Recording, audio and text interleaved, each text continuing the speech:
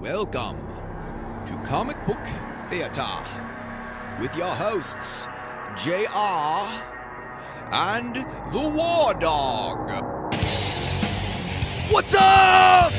This is the War Dog. And today's topics are 2018, a year in review, taking a look back at all the cool stuff that happened in 2018. And JR and I are going to talk about how we collect comics. So stick around and stay awesome!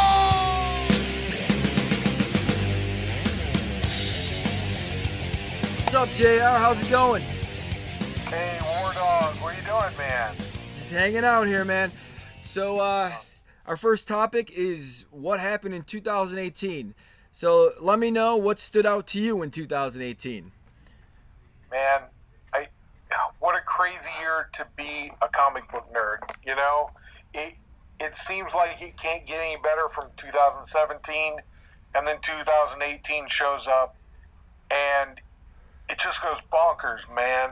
I always, whenever I'm thinking about stuff like that, I kind of go in the progression of what I see first on the shelf whenever I'm shopping for comics, that kind of thing. So, man, the thing that stands out to me first this year are the cover artists and the killer work that they've been doing.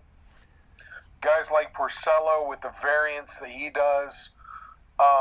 He would be one of my artists of the year if we're doing a list of those guys.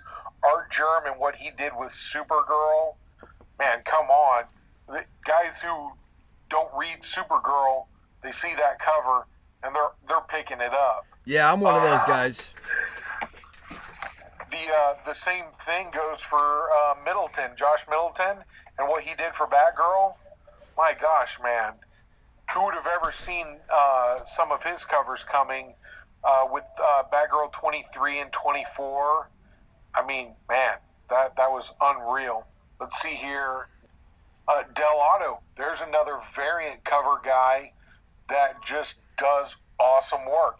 Doesn't matter what the title is, somebody shows up and says, hey, do a cover for us, and just knocks it out of the park. Matina did great with everything, too. It was almost an emotional response whenever you've seen the Matina covers for Flash or for Spawn. Those were just amazing. Yeah, this was definitely the year of Matina. He was banging out cover after cover every single week, sometimes two. Oh, yeah, everywhere. And it really didn't matter who the subject matter was at all. Just, like you say, cover after cover after cover. I like Alex Ross quite a bit. So to see him get his shot on Amazing Spider-Man, that was pretty awesome too. He was one that I was really happy to get to see do some of those last in that last 700s into number 800, that run. That was pretty amazing. Mayhew did some variants as well. And then one that kind of flew under the radar, but she's killing it too, is Ashley Witter on X-23. Oh, yeah, I love her. Oh, my gosh, dude. Come on, man. It was unreal. And I know that there were some ratio variants and stuff like that. I'll take her covers on those all day long. All day. Oh, yeah, I agree. I fell in love with those covers when I seen them. A lot of the female characters got, Art Germ and Josh Middleton and Ashley Witter just did beautiful work. And some books that people may not have bought, people were picking up just based on the artists. Absolutely. And there again, too, I know that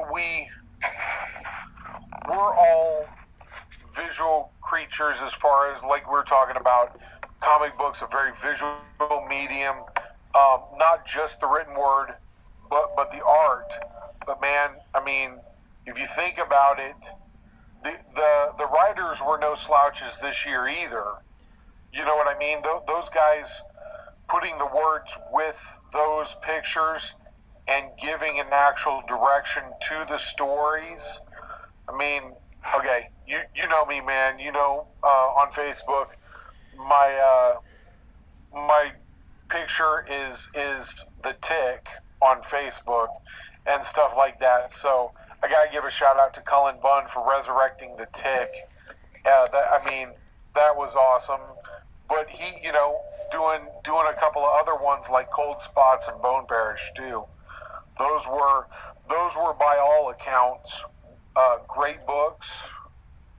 But I mean, the one in I'm more into the DC and the Marvel myself, but so a guy like Donny Cates, or as we've affectionately started to call him around, the Dollar Bin Whisperer. Yeah, Donnie has been killing it this year, last year, with what he did with Thanos and Venom. It's just great work. I love all his stories. Absolutely, man. I mean, really anything he touches, he's got the Midas touch right now. There's just no question about it. That guy, when they put him on a title, he's going to write something interesting. Now, I've heard recently that people have dogged him a little bit for doing amalgam characters, and I'm like, that's not really a Donny Cates thing. That was kind of a Marvel thing this year, was doing amalgam characters like Weapon H and the Red Goblin and stuff like that, Cosmic Ghost Rider, those kind of things. But my thinking on that too is, as long as it's interesting, I don't care if it's an amalgam or if it's completely original. That doesn't bother me at all. I mean, that's just my opinion on it. Let's see here.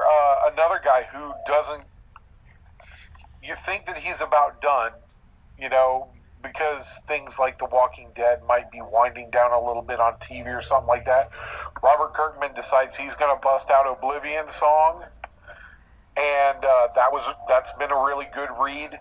And then, just for giggles, he throws out Die, Die, Die with zero fanfare.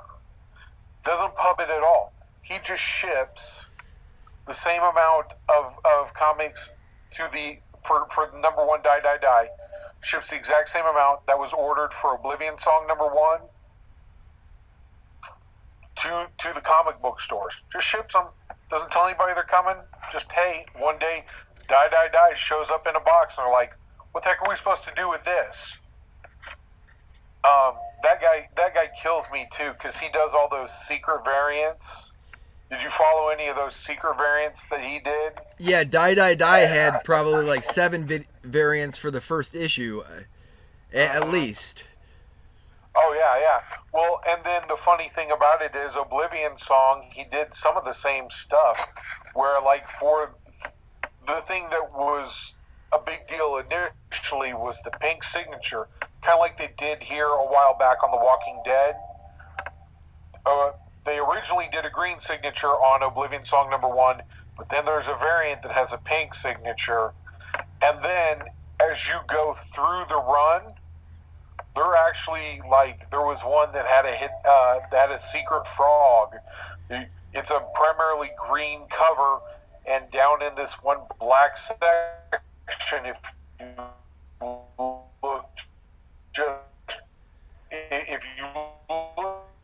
look at it, you'll see there's a little black, a little hat, just little slightly annoying for completists who want every version of a book to not even know those books exist.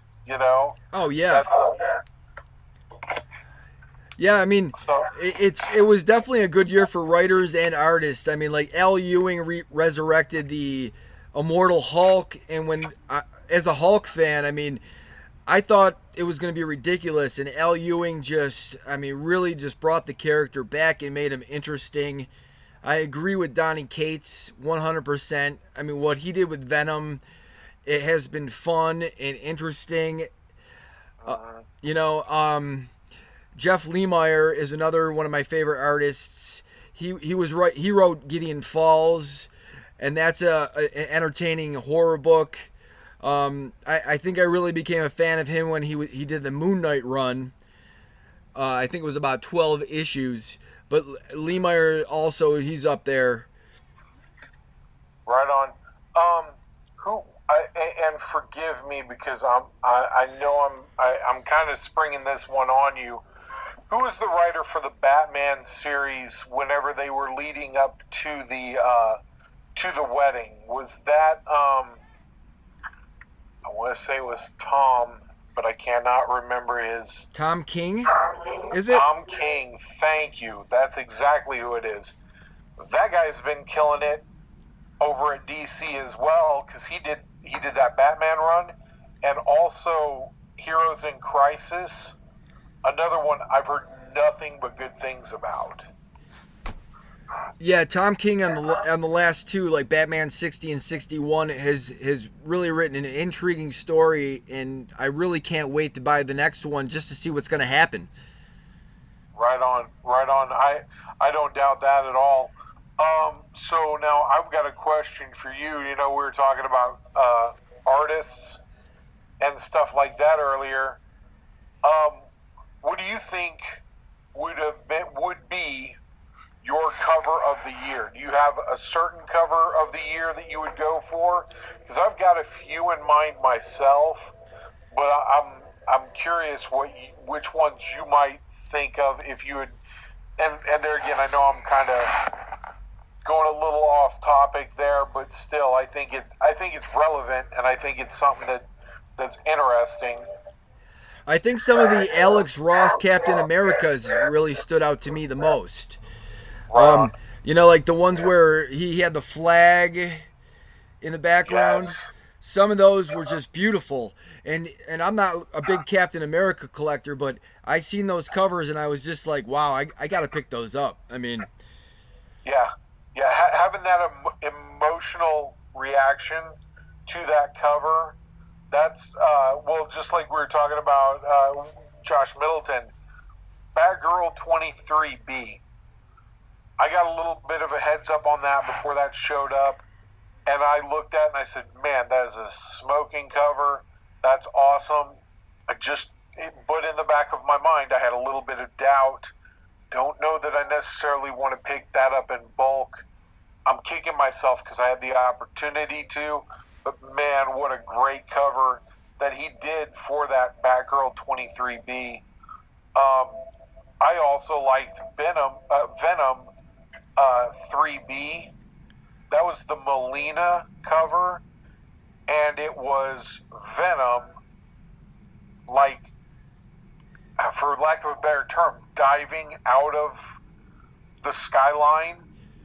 Just killer work that he did there, and I think he's a bit of a sleeper for 2019. I'd like to see him get some more work in 2019. Were you familiar with the ASM 797? Where they started hinting at the Red Goblin? oh yeah, I was watching for that for Right on. every single week. Like which comic is going to be the first appearance? Right. I mean, when you're talking about like a hot character just for this year, the Red Goblin probably grabbed more people than just about any other character. Oh, for sure. I believe it was Comic Mint did a cover for them for 797, which was obviously before his technical first full appearance. And it was an homage to 238, Amazing Spider-Man 238, where instead of Hobgoblin ripping the spider suit, it was the Red Goblin ripping up the Green Goblin suit. Very cool. That thing was smoking hot for 6 months or more out of this year, and I know guys that bought multiple copies of that one, and this is no joke. They sold a couple of those copies, kept one for themselves. They ended up being able to afford to buy the 238 in a graded 9.8 to match the one that they kept. And I'm like, that blows my mind. But still, it was one of those killer covers. It was iconic. It will go down for this year as one of the most iconic covers of the year, I think. Yeah, I agree. I was looking at that online, and that thing sold out in like 2 minutes. So Oh yeah, oh yeah. You had to be lucky, honestly. And the guys who got multiple copies, I think that they were just putting in there, picking a number, and throwing down their debit card or credit card number as fast as they could, and hoping and praying that they got what they got. And like you say, they ended up with a couple of extra copies, more than what they wanted to keep. And God bless them, because they served a purpose for people who, weren't as lucky to get those multiple copies, and you know me, I'm a free market purist as far as that goes. I'm totally for guys. If they have the wherewithal and the patience to do it, go do it, man. Go do it. yeah, I agree 100%. I mean, if you can find that stuff, or you discover something really good, I'm not gonna like be against anybody trying to, make a buck or just be on top of the market, just like you said. Oh yeah. Well, and let's be real too.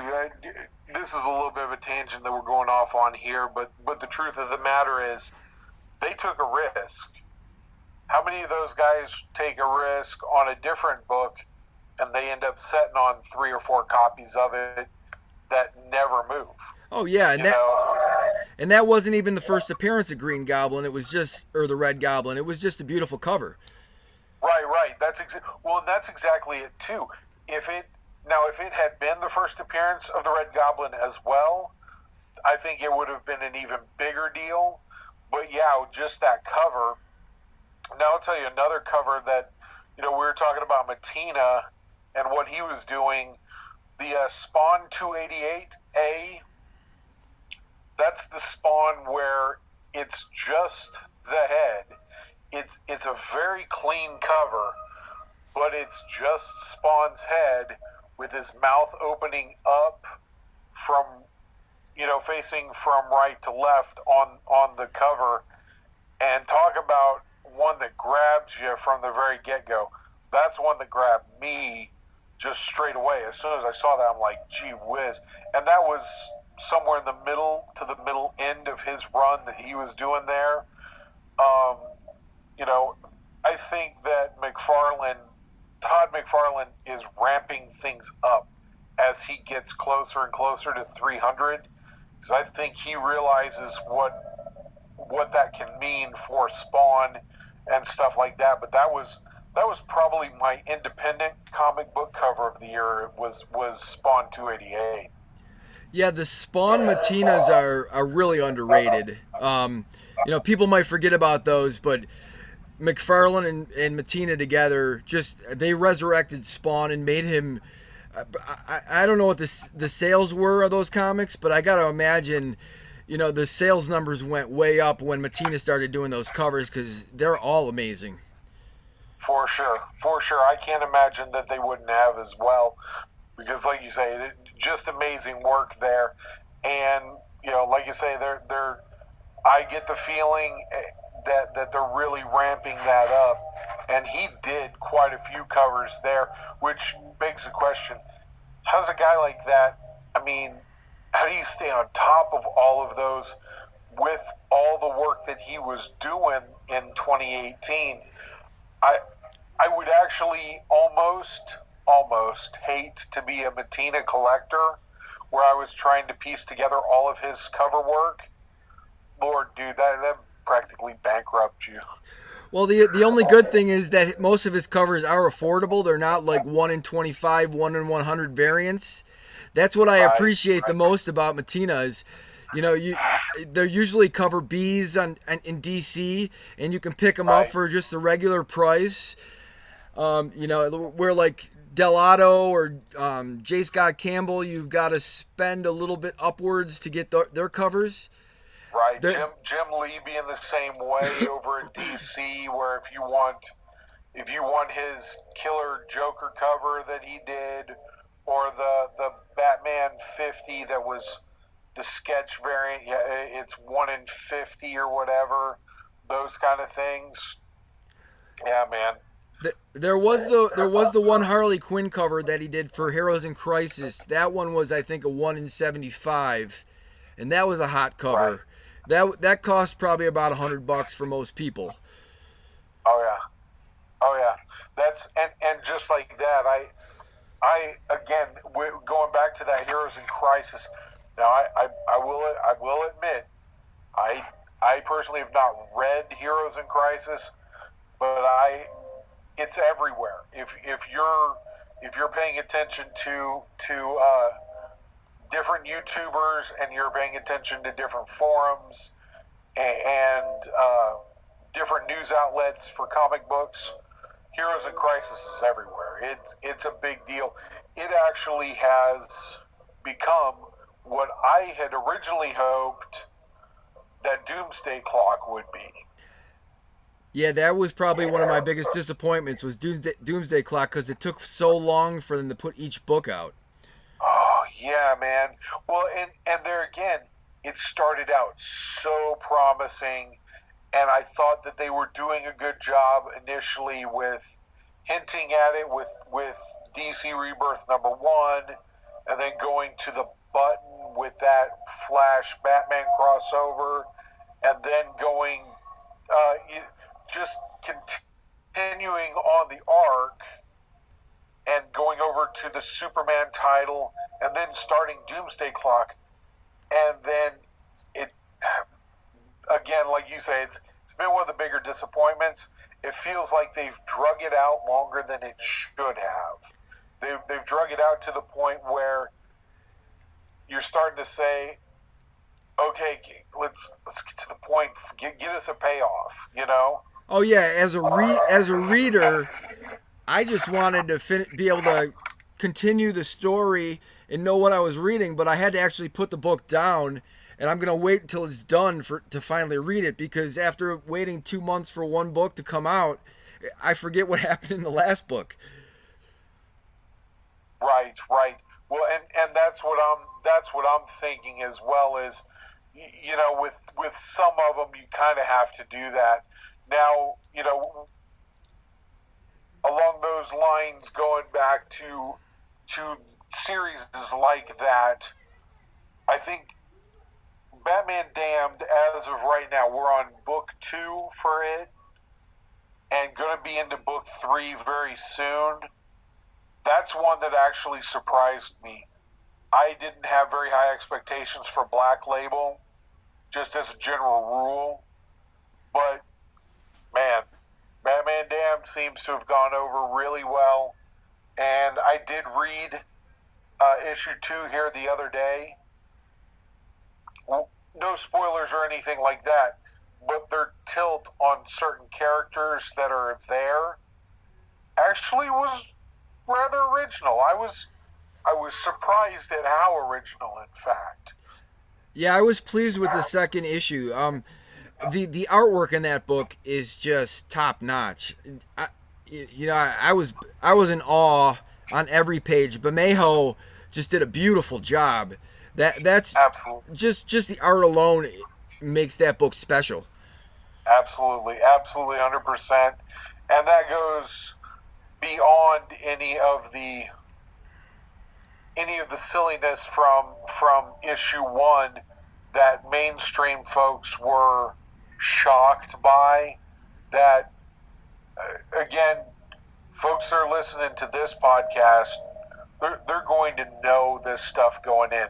Everybody in the comic book community knew Black Label was going to be a different take on characters, but it was going to be a darker, more adult, grittier version of those characters. So to see something like nudity in that book, it shouldn't be a shock to anyone. But to normal people, let's say, of course they're going to be shocked, because comic books are for children. Oh no, He- you know. Uh, so I do think, and I've heard this on another podcast that went on over at Outright Geekery. They essentially have brought up the point that there is a panel there that they believed was going to be Harley Quinn, possibly bare chested. And my thinking on that is it wasn't, probably out of the backlash for Batman Damned #1. Who knows? We'll probably never actually know that, but there's we know how reactionary those large corporations can be too. You know. yeah, I think that was probably the one disappointment with Batman Damned 2 was that Batman Damned 1 had that nudity thing that really made it jump out. I was expecting the same thing in #2, and like you said, the corporation probably said, "No, let's steer away from that. Let's be a little bit cleaner." Right, right. Well, and like you say, of course they're always striving to add people to the readership, that kind of thing. Um, like you say, to me, if they were ever going to add people to that readership, once they're on that course, stay the course, man. Stay the course. Oh yeah, and I mean, you see it where people have backlash for what's popular, and we both know because we're on social media quite a bit, over at the Collector's Corner and other places too. It's actually surprising that the Collector's Corner doesn't quite fall into the same category. But you and I both know there are plenty of social media outlets that when something happens, it is crucified.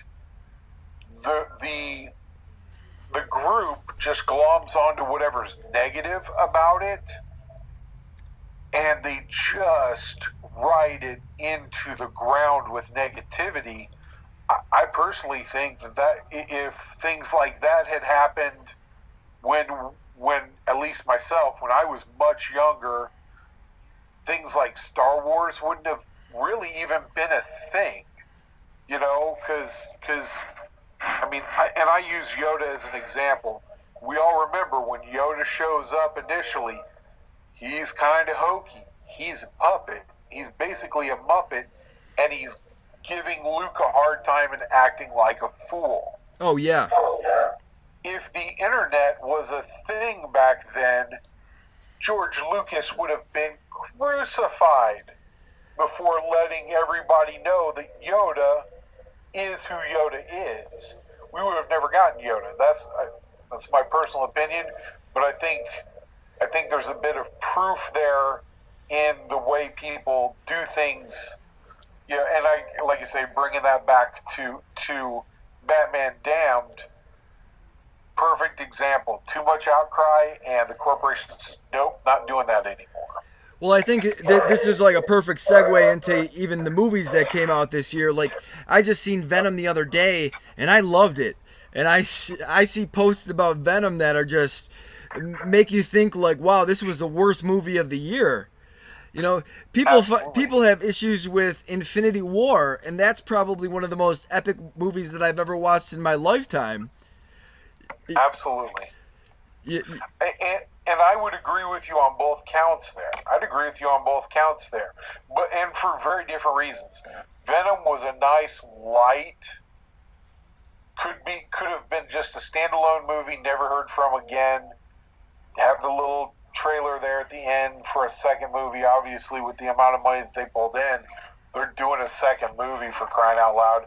But then Infinity Wars starting to pay off years of investment in that movie franchise. So they were both enjoyable for different reasons. Yeah, I mean, I thought Venom was a great movie. I know a lot of people are highly critical of that, but I enjoyed Venom a lot. Sorry about that. That was my son. No, you're cool, man. I enjoyed Venom a lot. I don't care if it's perfectly in line with the whole comic book story, because we know that Venom, the symbiote, appeared first in Secret Wars. Am I correct? The symbiote did, in fact, how, the origin, the original origin of the symbiote was Secret Wars #8. The first appearance was, there's a three-way tie. I'm not going to get into it. Everybody recognizes Amazing Spider-Man 252 as the seminal book for the first appearance of Spider-Man in the black suit. And so, but, you know, just like anything else, talking about a difference between a comic book and a movie, they're two different mediums. You have days, months, years to read all of the stories in the comic book. You got 90 minutes if you're lucky. If you're lucky, 2 hours to tell the story of Venom. And they did a reasonably good job of melding what would have been Spider-Man the animated series from the early 90s. They used that origin of bringing the symbiote to Earth, and then they went into the Lethal Protector storyline. And the Lethal Protector storyline, of course, they updated it. There was a lot of 90s feel-good silliness to Venom. And did you watch it you watched it for the first time on video, yes? Yeah, I rented it. In theaters, I went in theaters, and then my wife got it for me for Christmas. So, and I've watched it several times since having it on Blu-ray. But in theaters, you could tell who were the old school Venom fans and who were the people who were there thinking that they were getting a Marvel movie. The old school Venom fans, we were laughing at stuff that we found entertaining, and there were people there that were scratching their heads, looking around, being like, "Am I supposed to be laughing at that? I don't get that."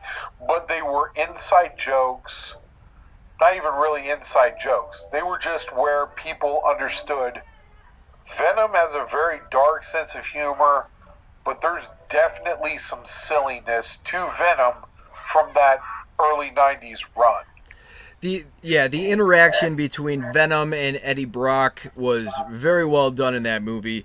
You know, people might complain about the CGI, but it would have had to been done in CGI. I thought that they did a pretty darn good job with the CGI.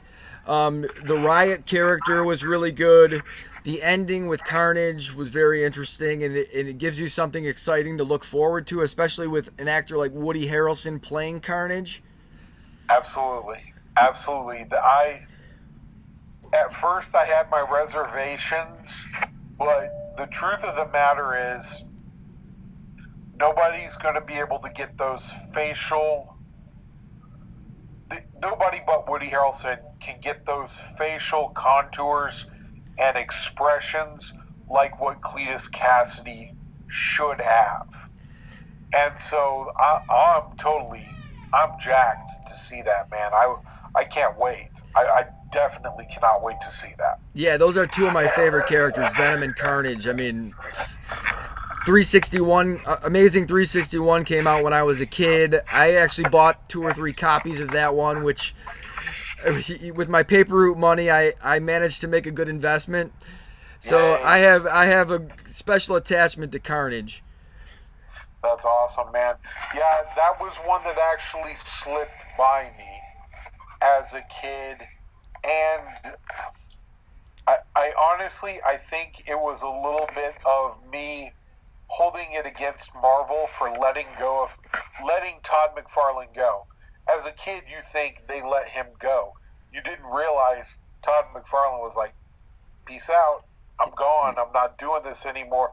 I'm going to go make Killer Bank my way." And, you know, in retrospect, it was a good thing, you know, but as a kid, I rebelled against Spider-Man during that time and regret it actually quite a bit. In my later years, I've picked up 361, but not at cover price. Yeah, that was the one good decision I made as a kid. I think was picking that one up. Right on. So Right on. so yeah, I watched Infinity War again yesterday, and that movie is just epic. I mean, what are your thoughts on that one in comparison to like some of the other most epic movies that have come out? So I have not yet watched Infinity Wars at home. I watched it one time with my two sons in theater. My daughter was working. I would have taken her. I promise. Jillian, if you're listening to this, if you weren't working, I would have taken you too. Don't hold it against me. We get text messages, I know. Anyway, so I take both of my boys there, and they're excited. They really genuinely excited for this. Glued to the screen the entire time. And throughout the entire movie, laughs where there should be laughs. There were tense moments where there should be tense moments. And then the snap happens. I'm telling you, War Dog, I've never been in a group of people in such great numbers in a theater like that. Nobody was breathing, man. Like not only was it quiet, nobody was breathing. Nobody was looking around. Nothing. The snap happened.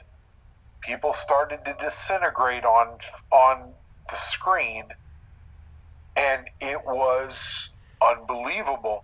Again, being a comic book guy and knowing that there's a good section of people in there that aren't comic book people, you kind of realize what's going on, and then you think, okay, what are the normal people doing? And so you look around a little bit, man, full-grown adult men crying over a comic book movie. It was so well done. And in fact, since you let me know that was on Netflix, that's what I have planned for later this evening. In fact, is to go in and watch it again. My daughter went to see it later with my wife, and whenever I told her it was on Netflix, she's like, "Oh, great! So that means I can cry anytime I want to? Awesome, Dad! Thanks for letting me know." Yeah, the funny thing is I seen that it was on there at about 2 o'clock in the morning last night, and I was so excited that I had to watch it. So I didn't end up going to bed until like 4:30 a.m. But I've been waiting and waiting and waiting for it to come on the Netflix. It's such a great flick, and it's just as good the second time. They did such a great job with Thanos and all the characters. Oh, right on. And this is something too that boggles my mind. Think about this, okay? About this time last year was whenever they were really getting hyped up into Black Panther. And then Black Panther comes out, I want to say it was sometime in February-ish, if memory serves. Black Panther is likely the best comic book movie this year. And at the very beginning of the year, it was widely speculated on that it could be one of the best comic book movies ever. Now, I think it was up there. I think it was really good. But I think Black Panther kind of takes a back seat. Now, I will say this. I think that probably the overall depth of the story for Black Panther was better than Venom. But it was better for a different reason. And I still personal opinion, I liked Venom better. But again, disclaimer, I'm an old school Venom guy. If it wasn't for Venom, I wouldn't be into comic books right now at all. So that's where it comes in for me. And I'm sure that there are people that feel that way about Black Panther. And so they're probably going to say, well, no, Black Panther was the best. So, that's just my personal opinion on it. No. See, I agree. I was more of a Venom fan than Black Panther. I thought that Black Panther was a little bit weak in that movie, and I think it was almost, and I hate to say this, but a sign of our times. Like they wanted to make the female characters more dominant in that movie than the male characters, and I would have appreciated the movie more if Black Panther was a little bit stronger of a character. That was my biggest disappointment. I get that. No, I get that, and that's a legitimate critique of that movie.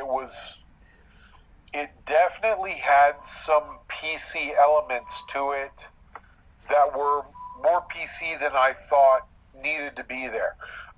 I, I, I this is going to be one of those things that will be divisive to some people, but if you understand what we're saying, it shouldn't be very divisive. But the truth of the matter is, we all enjoy comic books basically for some type of escapism. You know, we're reading that fiction. It doesn't.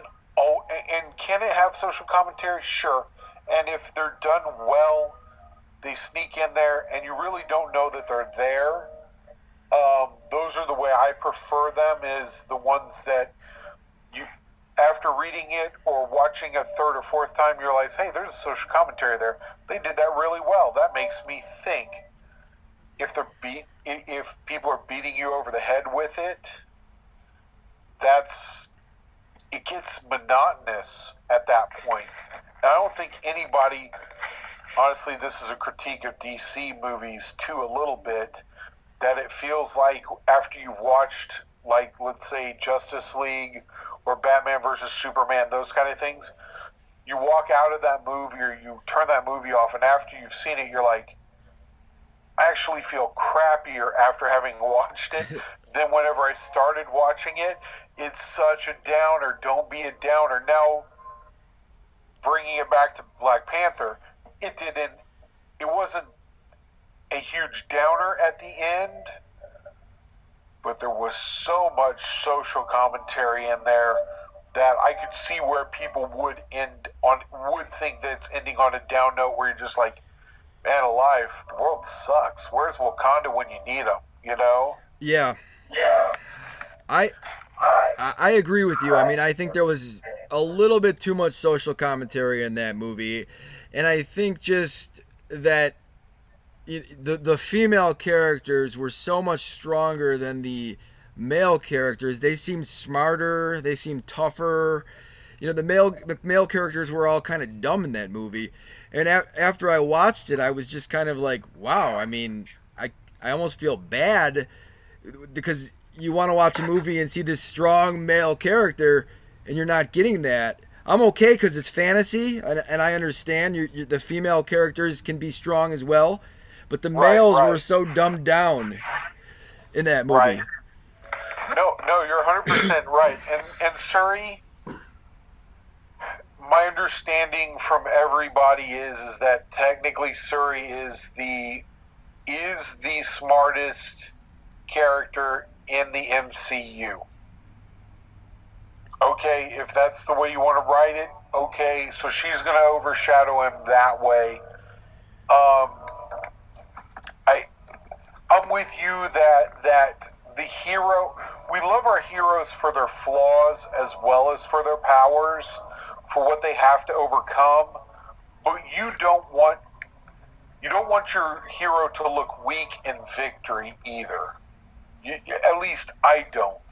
I would prefer my hero to look strong in victory, and with that strength in victory, it gives everybody. And I know not every hero or every character has to be strong all the time. That's not realistic, other than for Superman to be strong all the time. You know, that's funny too. We haven't really even talked about like Action Comics going to 1,000. That was a big deal at the time, but it not in the grand scheme of things, it rolled right by, and everybody's like, "Great, it hit 1,000. Keep going. Who cares?" You know. But anyway, sorry. That's my. No, that's fine. I mean, I think the exact same thing. I think they just like overloaded everybody with too many books at the time. And so Yeah, you yeah, kind man. of got lost in the just the pure enjoyment of Action Comics 1000. There you go. Well, and see, just like that, you would think with Action Comics 1000, and we're segueing way away from the movies now. The you would think with that being said, that like a character of the year for DC, you would think that it would have to be Superman because that's a milestone nobody's ever hit before is a thousand issues. I don't actually think Superman is the character of the year for DC. Personal opinion, it's called Detective Comics, DC Comics. Anyway, the sorry, I amused myself there for a second. And I know that's not original. Everybody knows that's Detective Comics. Batman. It feels like Batman is always their character of the year. It was Batman Metal here a while back. Now it's Batman Damned. Um, it feels like everything that's important in DC Universe gets filtered through Batman first, and then it becomes big. That's my opinion on the DC character of the year. Even Batman Who Laughs comes out of Batman. Those would kind of be like co-characters of the year, kind of still. I think characters of the year for Marvel in the comic books have to be Thanos and Venom. Venom's got. Doesn't Venom have? Is it 3 or 4 titles out? You've got Venom. You've got Web of Venom. You've got Venom. Like the. I think in Donny Cates writing all 3 of those or something. Yeah, there was a few other Venom comics as well, like First Host and stuff like that. Yeah. So yeah, Venom So Venom was very popular this year. This was the right. wasn't this is this the 30th anniversary of Venom? It was. It Okay. was. So you get that. You also get at the very beginning of the year they did the Venomized covers. So I think with Thanos, I think the reason I include Thanos is because of the movies, but it really has been a year of Venom. Frankly, it just has been. If you look strictly at the comic books, every time you turned around, there was something Venom related somewhere. Um, Yeah, I would have to agree. I mean, there was a lot of Venom. I mean, for me, I'm a biased Hulk fan, so the Hulk run by Al Ewing was amazing. And then you get right. characters like Damage in DC, and you get Weapon H. And so, as a Hulk fan, having other characters like that was exciting as well. Hopefully, those runs keep on going. I mean, Damage has been pretty good. Weapon H, there's veering off into a Hulkverine type story, which is a little bit disappointing, but hopefully we don't lose that character and he doesn't like fade away like the totally awesome Hulk, which Right. which was okay. Keep our fingers crossed on that one. I will admit to having dabbled enough that I actually picked up the first appearance of Weapon H uh, in trading this year, which so I will admit I'm not as much of a Hulk or Wolverine fan, but I definitely saw the value in trying to get a piece of that and seeing where it goes because of how popular it is. Yeah, I So think in you're the certainly not alone. I think in the hands of the right storyteller, he could be a very intriguing character. Let's hope Donny Cates gets him. I literally was just gonna say, you need to send him over the Dollar Bin Whisperer. He'll have Exiles number Hulk and Wolverine fighting there's a $50 book before you know it. But yeah, that would honestly, yeah, I can't remember the last thing that Donnie Cates wrote that somebody was like, man, it was okay. It wasn't the greatest. It was okay. He just he just knocks it out of the park every time he touches something, man. So yeah, if he got a hold of that, that would be a good one. Um, I, I'm struggling to think of somebody who I think would write it better, and I can't think of anybody off the top of my head. Yeah, at this moment, I mean, Donnie Cates is the one that really, really stands out. Right. I'm trying to think here too. So if you had to choose one best thing in comics across all spectrums, what would it be to you? Because I know, like I say, I've got a couple of things that I've thought of here, so, and actually it's two things that I have down. So if you've got a list of a couple, I'm willing to listen.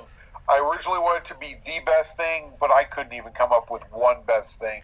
You got any ideas on or any comments on what you think the best thing in comics is? For me, the best thing for this year was, as I said, the Al Ewing Hulk run. I've never even heard of Al Ewing until this, and I have loved it. The Donny Cates Venom run has been fantastic. He brought the character Null into the equation, which was really exciting. That made another hot book. The Red Goblin story. I mean, I don't think there was much more excitement out there by all the people for that Red Goblin story and trying to get that first appearance. And then, on his sidebar, it's the Gideon Falls. I really enjoyed that story by Jeff Lemire in the Image universe. Those are the ones that really stand out to me as the best. The ones that I was. Oh, one other one, The Terrifics, was a really good read. It was Plastic Man added just the right amount of comedy, but they mixed it all together so well. And that's another Lemire book that I would say was one of my top books for 2018. How about you? Right on. Right on. Well, I mean, the two things that I narrow mine down to is the Dollar Bin Whisperer. If you're not following Donny Cates on Twitter, you're not really comic booking right in 2018. It was so funny. I think it's been in December that he did this. Somebody tweeted at him something about, hey, what's the big reveal going to be in Venom number 10 that's going to be coming out next month? And Donny Cates replies to him, oh, that reveal's not happening till Venom number 11, ... oops. and so this shows up in a forum, of course, a screen grab of it, and everybody's like, oh, he's just trolling. I agree, I think he's probably just trolling, but then in that same breath that I commented, oh, he's just trolling, ... but that doesn't mean I didn't order 25 of number 11 now, because it's like we were saying, everything the guy touches turns to gold. He turns Dollar Bin Thor books or Dollar Bin Doctor Strange books into $20 and $40 books just by mentioning them on Twitter. It's amazing. It's absolutely amazing. The second thing that was the best thing in comics to me in 2018, the rise of crowdfunding comics. Now, you and I both know there's a creator that's near and dear to our hearts over at the Collector's Corner. Brian Pulido does an amazing job of interacting with fans over there on the corner, on his Facebook profile. Does a great job. He's been doing crowdfunding for years for Lady Death, it feels like. And so his Kickstarters have just been breaking records all over the place. Eric Van Scriber did Cyberfrog on, I can't remember. It was not GoFundMe. it was another Kickstarter type site, but he's done one. There's been half a dozen, 10 major players in comic books decide, I don't need a label. I don't need Image. I don't need DC. I don't need Marvel. I have a fan base. I have an intellectual property. Hey, fans, if you want it, help me put it out there. And fans have responded in kind. They like the idea. Personally, I think that we're on the cutting edge of that. We're going to see that become more popular with creators and artists and writers instead of less popular. I know I'd spoken about Cullen Bunn earlier as one of my writers of the year. He did a crowdfunding book himself. And so, like you say,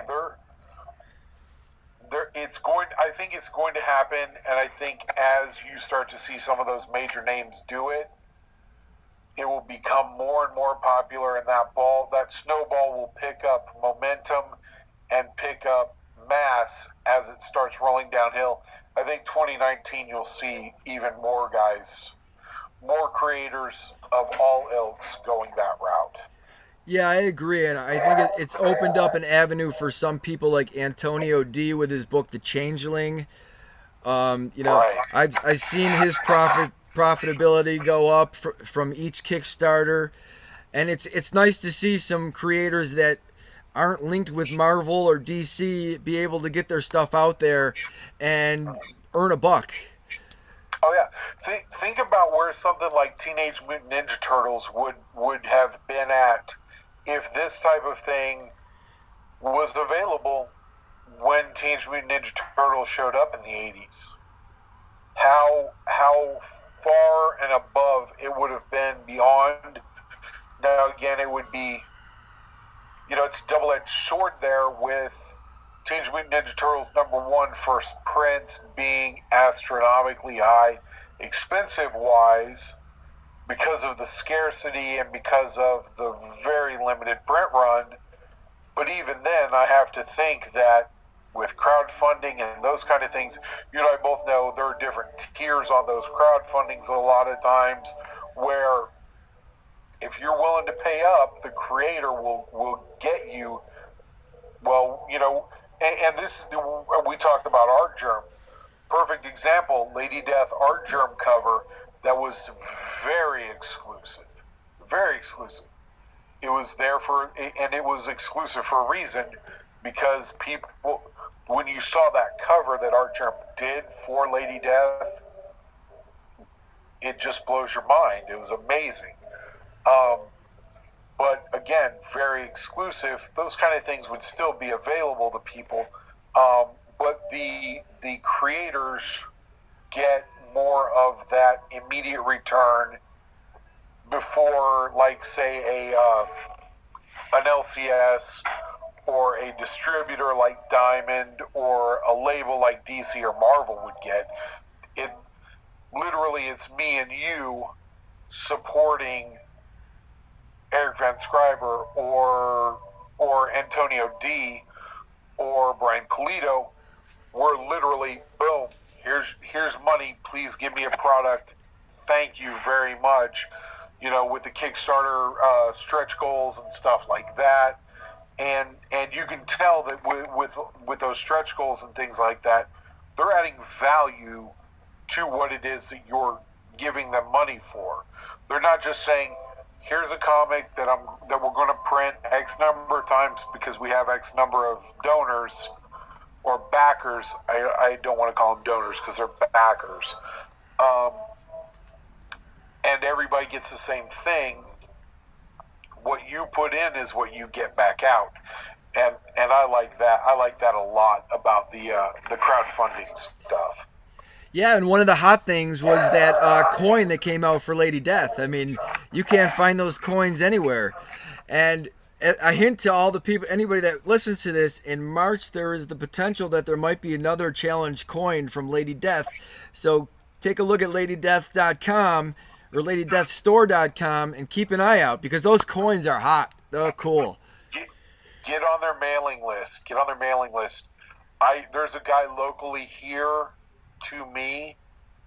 He's been inquiring through eBay, through every medium that he could come across. He's even emailed Nick over at the Lady Death store saying, hey, do you guys maybe have one of these hanging out in the back room somewhere? I'd be willing to buy it, those kind of things. And Nick had to tell him, hey, it was only for the backers of that Kickstarter. But like you say, my understanding is too, just that there's a possibility.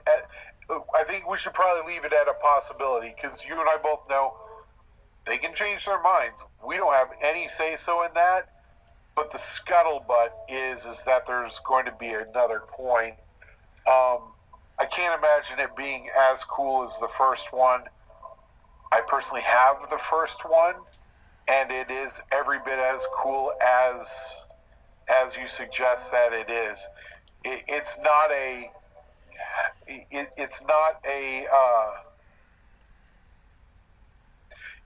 not just a trinket. Oh yeah. It's got some heft to it. You can tell that they put some forethought into it, and very cool stuff. Yeah, I mean, who knows? Maybe Brian Polito might make us a silver version of one of these coins or something, where we could pay up and get a silver coin. That would be really cool. Brian, if you're listening to this, I think you should do that. I toss over a lot of genres for collecting, for sure, and investing. But like you say, with the challenge coins, you can't find them to purchase. And if memory serves, there are, and this is a great thing too, is they didn't just chuck you a coin and be like, peace out, dude, you got a coin now, do whatever you want with it. They actually established rules for the challenge coin, the same way as a fraternal order or folks in the military might have a challenge coin. They established rules of conduct for your challenge coin. I will tell you, the best way to get one, in my opinion, is to go out of your way to be excessively kind to a fiend, and possibly they may gift you one, because there is a section of the rules that talks about gifting them. So I'm just throwing that out there to people who are looking to suck up to some fiends that might, a couple of them might have backed several times in order to get several coins. I don't know that for sure, but it wouldn't shock me. I'm sure it wouldn't shock you either. Oh, no. We both have quite a few of those guys. All right, so we've gone over an hour, so let's give our final thoughts, and then we'll wrap this up. We didn't have an opportunity to talk about the way we collect, but if you enjoyed this show, check us out again. Eventually, we might be able to tell you guys how we collect comics. But John, do you have any final thoughts on this one? Final thoughts is, it's been a wonderful inaugural show. The hour went by much faster than I expected it to, frankly. I thought you might have to drag some things out of me, or that there might be a lot more pauses, or the old stammering and stuttering might show up, that kind of thing, and it didn't, so I'm happy for that. Yeah, man, I'm just stoked to be doing a podcast with you, War Dog. I look forward to a wonderful 2019 and about 9 million more of maybe not 9 million more of these shows, but a few more of these shows to get under our belt and get this down to a science. Yes, thank you, John. Thanks for doing this with me. This has been a pleasure. I've enjoyed myself. I could talk about comics for probably 2 hours, but I don't know if people want to listen to us for 2 hours, so sorry to cut you off. We'll wrap this one up, and we hope to do more of these. So please listen to us, and thank you, everybody. Love your comics. Have fun. Be happy. Peace out from the War Dog.